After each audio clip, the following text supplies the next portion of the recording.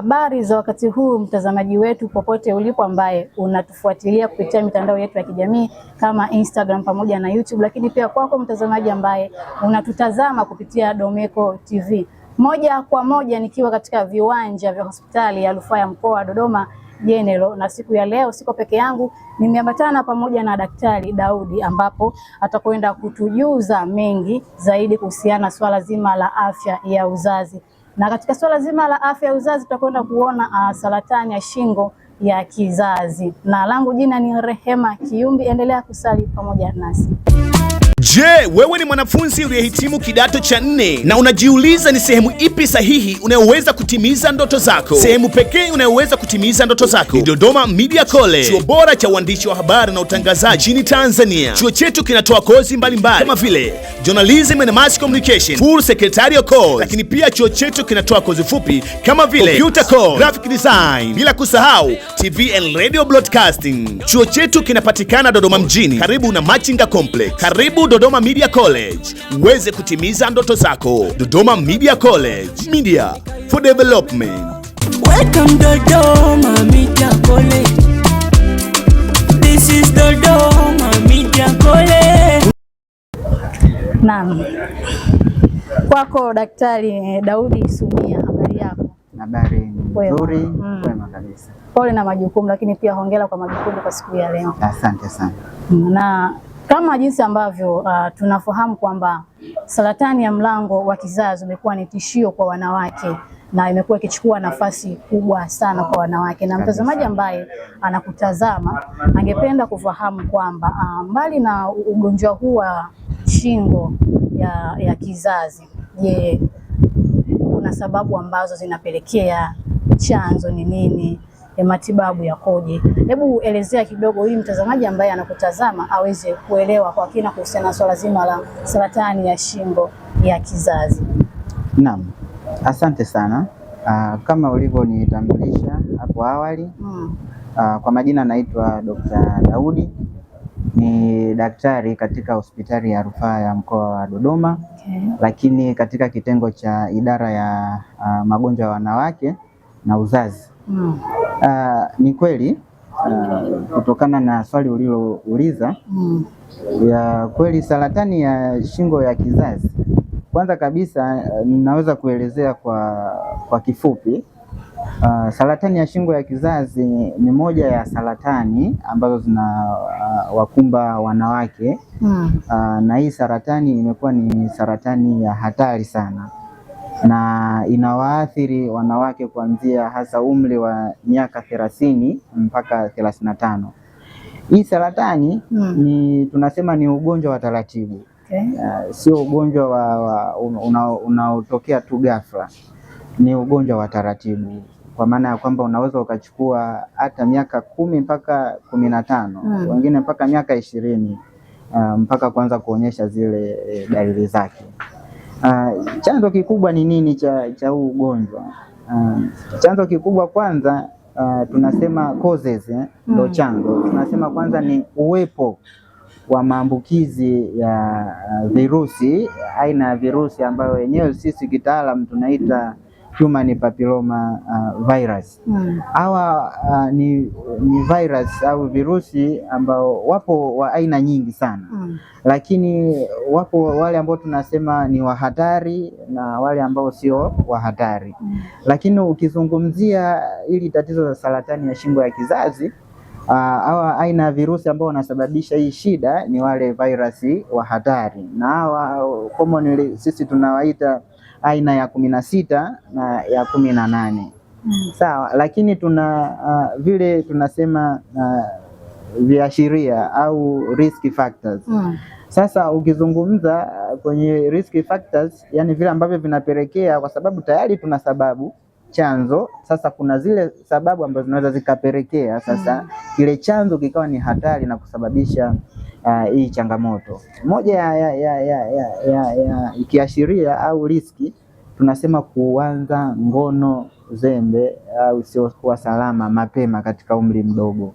Na katika umri mdogo, na mtazamaji ambaye anakutazama angependa kufahamu kwamba ni umri upi kuanzia miaka mingapi ambapo unakuwa na swala hili la kujihusisha na swala ya kingono? Ndio, asante, swali zuri. Tukisema umri mdogo kwa sisi, tukizungumzia moja kwa moja, tukiangalia utaratibu wa nchi yetu, tunasema mtu mzima ni mpaka kuanzia miaka 18 na kuendelea, lakini sisi tuna ashumu kwamba umri mdogo ni chini ya miaka hiyo.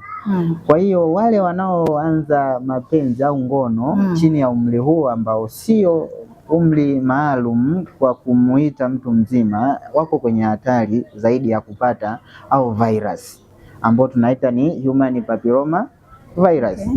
Lakini kiashiria kingine ni kutokuwa na tabia ya kufanya screening, yani uchunguzi wa mapema wa mara kwa mara, hasa kwa sisi wanawake hao ambao kuanzia miaka hiyo 30 na mpaka 35.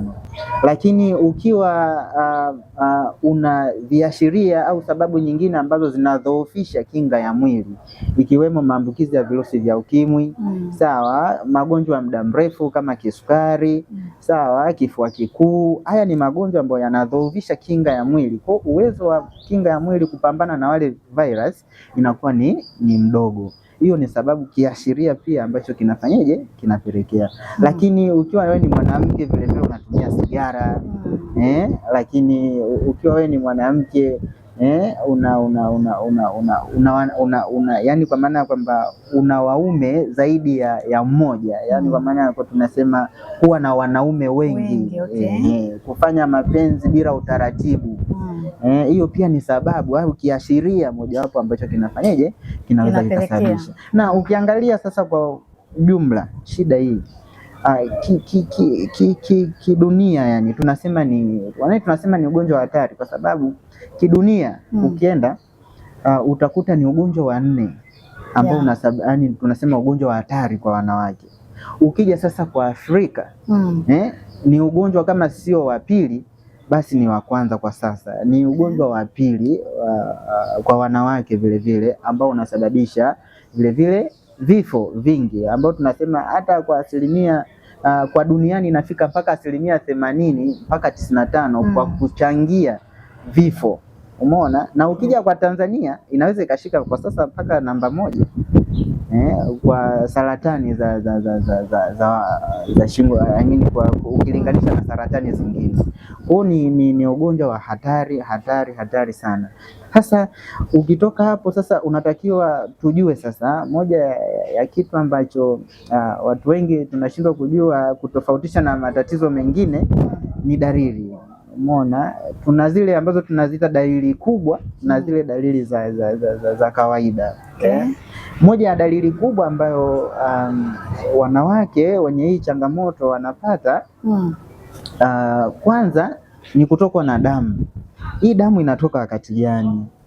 Hii damu mara nyingi wanatokwa na damu baada ya kufanya tendo la ndoa. Anaweza damu akaanza kuipata ikiwa anashiriki tendo la ndoa, lakini baada pia ya kufanyaje, kushiriki tendo la ndoa anaanza kupata kutokwa na damu. Au anaweza kuwa kama umri umeenda zaidi ya hapo, kuna kitu tunaita ikiwa ameshakoma siku zake, kwa maana ya sisi kitaalamu tunaita menopause. Kwa kuna kitu kitaalamu tunaita post menopausal bleeding.